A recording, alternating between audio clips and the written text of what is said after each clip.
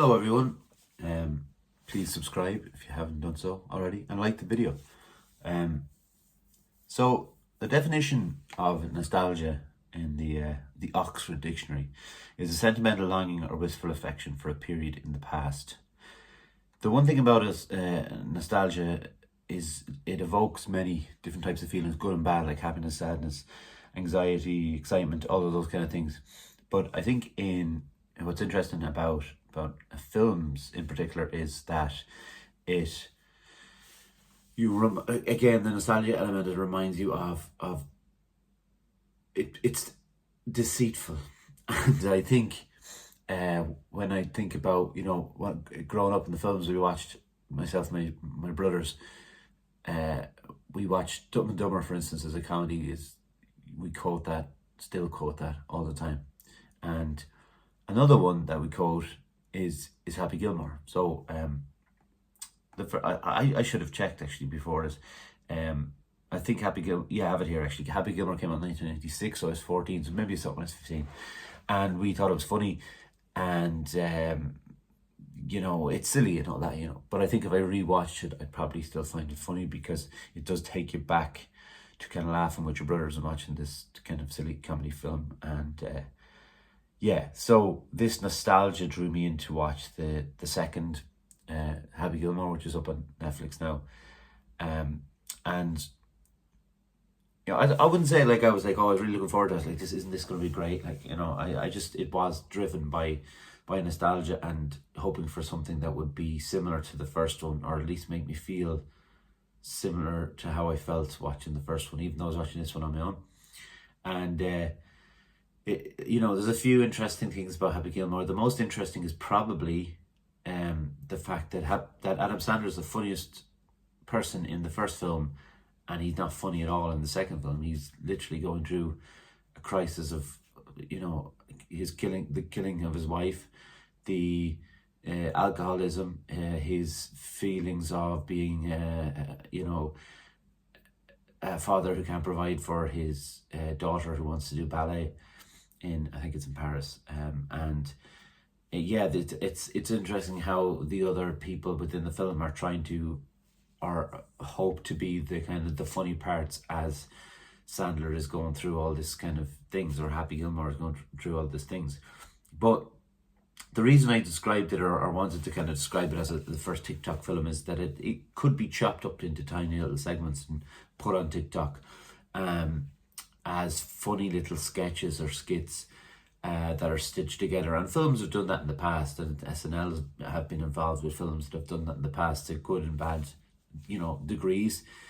But this feels like more cynical in the way it does it, because it's got so many sports people in it. So first of all, you have that of the golf people, which makes sense. It's a film about a failed hockey player who became a famous and wealthy golfer. And it makes sense that Rory McIlroy, and I have the Wikipedia up in here in my lap because I'm not a golf fan, but that it has Rory McIlroy and Bryson DeChambeau, Brooks Koepka, heard of him, Scotty Scheffler, I've obviously heard of him. They're all in the film more than cameos, really, because they're kind of part of the plot going forward. But the use of someone like Travis Kelce could be seen as maybe cynical, as a grab for the Katie Taylor Swift fans.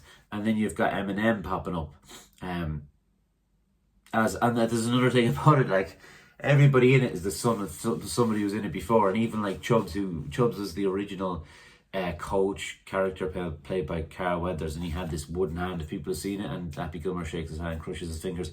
Chubbs' son has a wooden hand as well, and then he does the exact same joke, and it's kind of like, oh right, that's kind of that's where we're going that's the kind of humor I guess we're going for.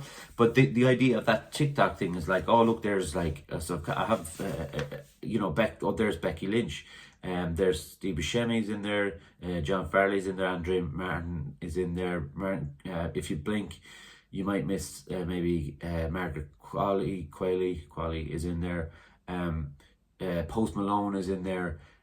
John Lovitz, so old and new, and Rob Schneider's, he's obviously in all of most of Adam Sandler's films, and you have these older golfers in it, like Jack Nicklaus is in it, Fred Couples, Nick Faldo, um, Sergio Garcia, Jordan Spieth's in there, Lee Trevino, Bubba Watson. All that could be chopped up on the older TikTokers page, who's amazed by seeing someone like Jack Nicklaus in his gold jacket in the film or whatever. But it's that idea of like, the narrative tries to push stuff forward, but it's really, really like really trying to push things forward. There's Shooter McGavin, again, he's the best person in this film. He's the funniest person in the film. But he goes from being in an asylum to, kind of running the show a little bit within a few weeks, which is a very interesting take on how mental health could change just like that. But there's one scene that I have to bring up because I just think it's so ridiculous, like, and it reminded me of the first one, how ridiculous some of the parts from the first one, that they didn't really need to make sense of it all, or they didn't feel they needed to make sense of it all. And he's been introduced to talk in front of Happy Gilmore, Rory McIlroy, and the 5 golfers who are going to play in this big tournament. And as he's been introduced, he's standing right like next to a wall, just like that, right up to the wall, and he just turns around as he's introduced. It's just so ridiculous, and you'd nearly miss it, but it's just it's funny. And he is Shooter McGavin is the best in it, and all the same tropes, all the same stuff. Like, I was 45 minutes in and got up to make a cup of tea, and I looked at a little timer on Netflix, like how long was left. There was an hour and 15 left. So I was thinking, how is there that long left? Like 20. I thought they had 20 minutes at most left to get through, and they kept it going. And those yeah, they have to do certain things with a script in Hollywood, especially when you're going for a comedy and that. But it just seems so, like, every scene it's someone in it, like, that you were like, oh, there's this and there's this, and then it's nearly a TikTok / Wikipedia film where you have to go for a deep dive into Wikipedia to see just who exactly that was you saw, because you've definitely seen them before somewhere. And it mightn't be a film, it might be golf, it might be other arts. They did try to do the whole thing of the I only know the kind of slight outline of the fact that the Saudi league, is it called Live, came into golf and disrupted it a lot, and a lot of golfers joined up with it, and other golfers are very unhappy.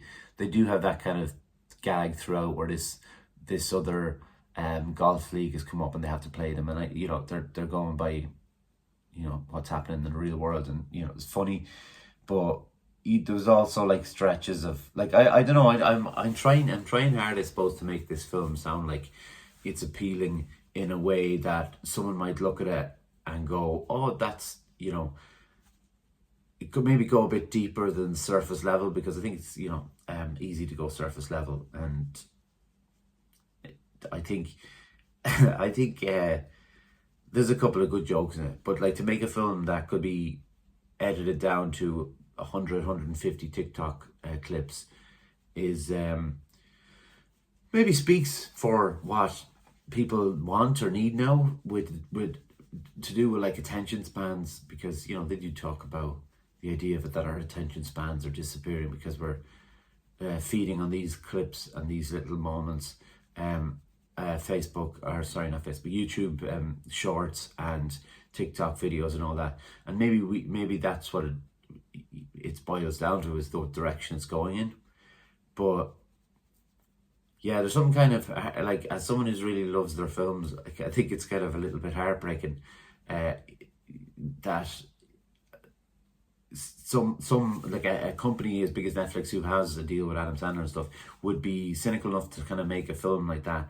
And you'd like to think that Adam Sandler wouldn't need to make a film like that, but he has. But I suppose, look, he's made a lot of money off it, and that's what it all boils down to now.